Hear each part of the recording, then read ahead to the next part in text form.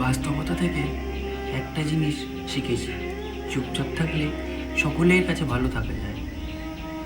আর কষ্টে থাকা মানুষগুলো একটু বেশি চুপচাপ থাকে আর হাসি খুশি থাকে, কারণ তাদের কষ্টগুলোকে তো লুকিয়ে রাখতে হবে।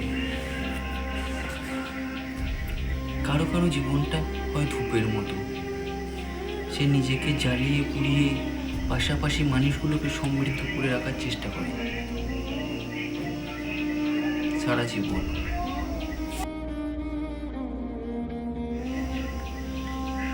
কিছু কিছু মানুষ থাকে এমন, যারা আকাশ থেকে চাঁদ এনে দেবার নাম করে চোখের সামনে থেকে আকাশটাকেই নিয়ে চলে যায়,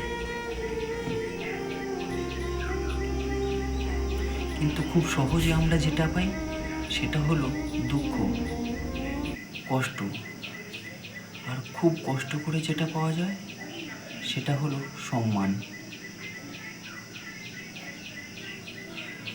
কিছু কিছু অবহেলা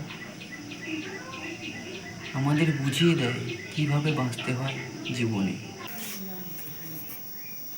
আমাদের সকলকে একটা কাজ করতে হবে, আমাদের নিজের মুখের হাসিটাকে আমাদের যেমন করে হোক বাঁচিয়ে রাখতে হবে, কারণ একটা মাত্র পৃথিবী, তাতে সুখ, তাপ, বেদনা, দুঃখ, ঝড়, বৃষ্টি সমস্ত কিছু আসবে। সমস্ত কিছুকে